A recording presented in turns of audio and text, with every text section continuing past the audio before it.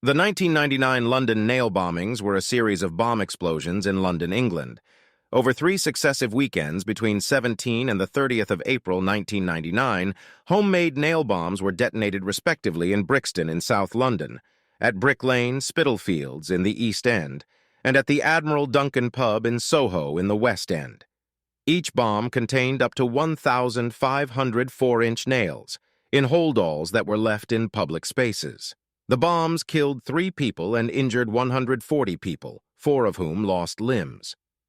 The first bombing, on Saturday the 17th of April 1999, was in Electric Avenue, Brixton, an area of South London with a large black population. The bomb was made using explosives from fireworks, taped inside a sports bag, primed and left at Brixton Market. The Brixton Market traders became suspicious, and one of them, Gary Schilling, moved the bag to a less crowded area after seeing perpetrator Copeland acting suspiciously. 2 further moves of the bomb occurred by unconvinced traders, including the bomb being removed from the bag, which is when it ended up next to the Iceland supermarket. Concerned traders called the police, who arrived at the scene just as the bomb detonated at 5:25 p.m. 48 people were injured, many of them seriously because of the 4-inch nails that were packed around the bomb. The explosion was strong, sending nails in all directions, blowing windows and blasting a parked car across the street. The second bomb, on the following Saturday, the 24th of April, was aimed at Brick Lane in the East End of London, which has a large Bangladeshi community. There is a street market on Sundays, but perpetrator Copeland mistakenly tried to plant the bomb on Saturday when the street was less busy. Unwilling to change the timer on the bomb, he instead left it in a black Reebok bag on Hanbury Street. There it was picked up by a man who brought it to the police station on Brick Lane, which was shut. The man had placed it in the boot of his Ford Sierra car, which was parked outside number 42 Brick Lane, where it exploded. 13 people were injured, and surrounding buildings and cars were severely damaged. The third and final bomb was planted and detonated on the evening of Friday, the 30th of April, at the Admiral Duncan pub on Old Compton Street in Soho, the heart of London's gay community. At the time, the pub and the street outside were crowded because the evening was the start of a bank holiday weekend. The unattended sports bag containing the bomb, which was taped inside, was noticed by patrons of the Admiral Duncan. However, the bomb exploded at 6:37 p.m. just as the bag was being investigated by the pub manager, Mark Taylor. 3 people were killed and a total of 79 were injured, many of them seriously. 4 of the survivors had to have limbs amputated. At the pub bombing in Soho, Andrea Dykes, 27, 4 months pregnant with her first child, died along with her friends and hosts for the evening, Nick Moore, 31, and John Light, 32. Who was to be the baby's godfather. Andrea's husband, Julian, whom she married in August 1997, was seriously injured. The 4 friends from Essex had met up in the Admiral Duncan to celebrate Andrea's pregnancy. Following the Brixton bombing, officials initially emphasized that IRA involvement was unlikely and that it was more likely to be the work of right-wing terrorists following the Stephen Lawrence inquiry that was released at the time, or a copycat of Edgar Pierce.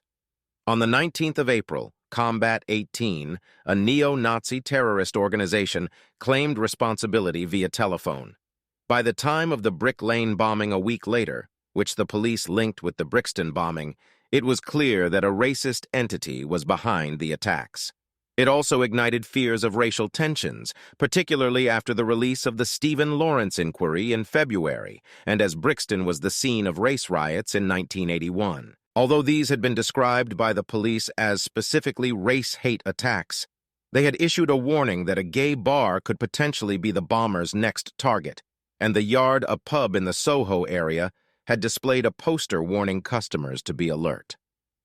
On Thursday, the 29th of April, CCTV footage from the Brixton attack was given wide publicity after an image of the suspected bomber was identified on it. This caused Copeland to bring forward his planned bombing of the Admiral Duncan to Friday evening.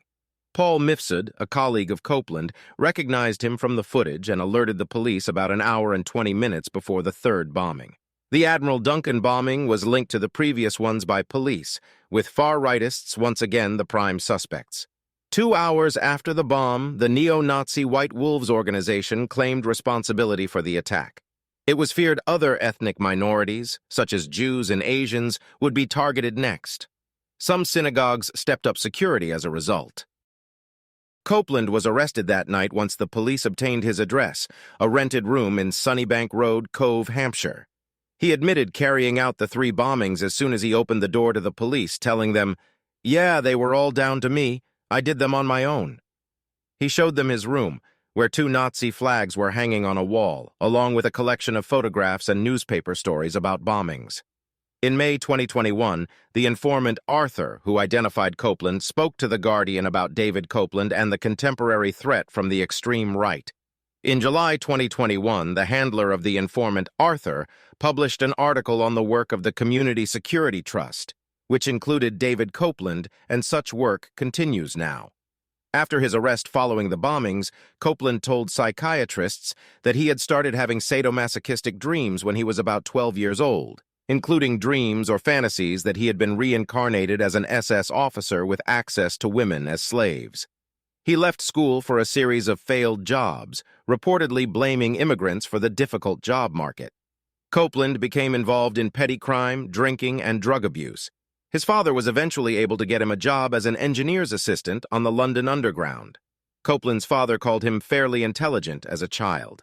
His parents separated when he was aged 19, and his mother told lawyers and psychiatrists after the arrest that he was a happy lad and showed no sign of what was to come.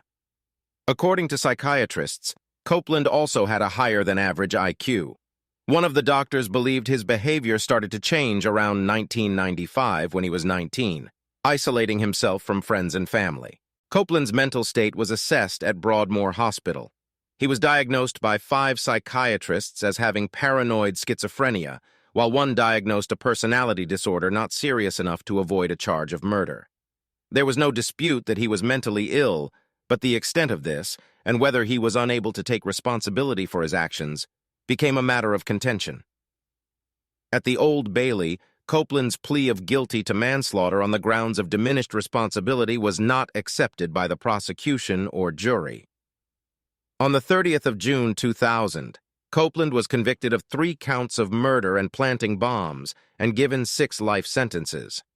The trial judge doubted that it would ever be safe to release Copeland.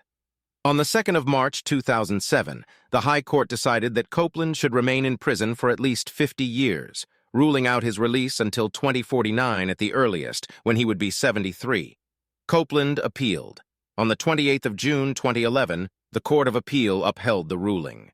In June 2014, Copeland attacked a fellow inmate at HM Prison Belmarsh with a shiv, an improvised weapon made from razor blades attached to a toothbrush handle. In October 2015, he pleaded guilty to wounding with intent and was sentenced to a further 3 years in prison, of which he will serve 18 months.